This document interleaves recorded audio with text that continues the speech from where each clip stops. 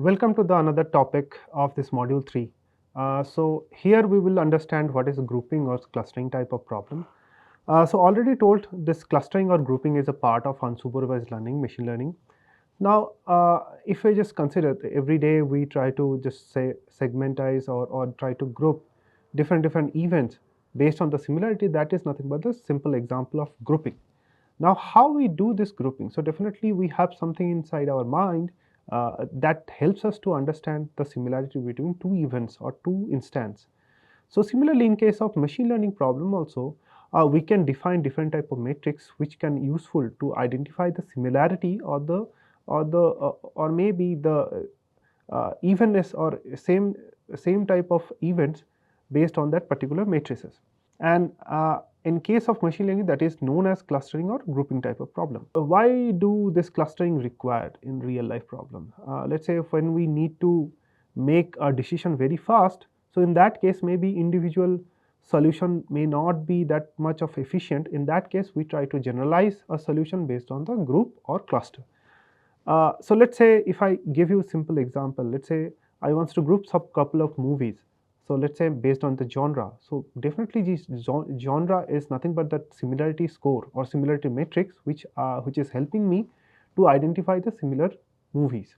So similarly in case of let's say advertisement. So if I wants to go for advertisement, and definitely that advertisement is kind of a customized. So first of all, I have to identify a set of people or group of people, and based on their preference, I can create a particular advertisement which will stimulate the sales or conversion of particular website or maybe for a particular shop. So this is kind of one example of consumer segmentation. Another segmentation may be you are trying to identify the similarity between different musics, maybe in different language, but somehow they have some kind of similarity. So that can be very much useful. Similar kind of example you can find in the Spotify or let's say in Amazon Music. So basically how they are grouping particular set of music. So basically based on the similarity. Now in this course we will be learning the basic grouping or clustering algorithm, that is k-means algorithm, which is widely used in the not only research and also in the industry.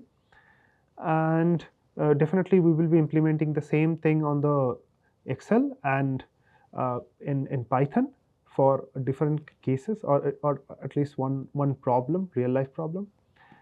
Now the next thing is that you have to know how you can understand whether after grouping a particular number of instances, whether these groupings are good or enough, or you wants to measure the efficiency of grouping. So in that case, the basic approach is try to understand how a particular member of a group is similar to other, basically the similarity degree.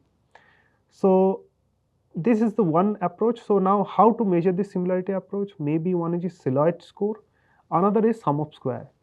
Now the basic simple approach is the sum of square, where you are trying to find out okay how much they are deviating from each other or maybe centroid of that cluster, and if it is less then it is a better group.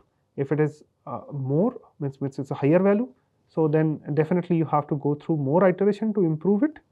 So another side, the again Shillard score also kind of give you similar kind of insight.